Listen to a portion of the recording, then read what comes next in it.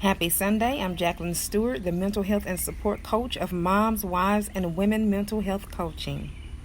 So let's talk about friendships and relationships. I want to encourage you to not to try to replace friendships or relationships that you have let go in your own strength and in your own wisdom. I want you to go read Acts chapter 1 in the Bible. And in this chapter, you will see that the disciples are now down to it being 11 of them instead of 12. You remember there were 12 and Judas was one of the 12 disciples, but now he's no longer in the mix.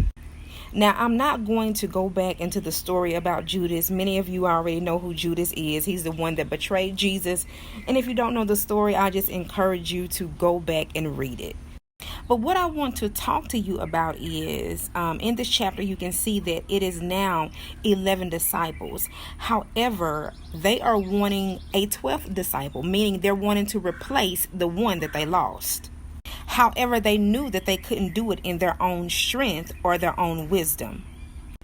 Meaning that they didn't look at a guy over there and say, oh, he's rich, so he'll be a great disciple. Or look at the next guy and say, he's real tall and handsome, so he'll be a great disciple.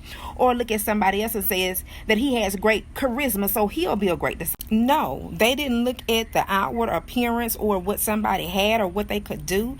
You know what they did? They went and prayed about it instead of trying to pick somebody in their own strength, wisdom, and knowledge. They asked God who the replacement should be. Now, I say that to say that many of you are wondering why you keep getting in the same kind of wrong relationships and friendships. You're wondering why you keep allowing the same kind of negative and wrong people in your space.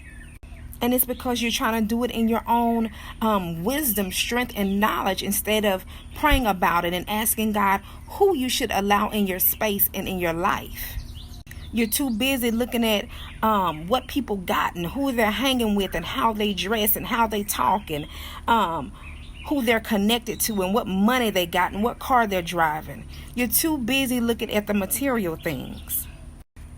So until you're ready to seek and obey God about who should be in your life, then you might as well just stay ready to keep dealing with Judases.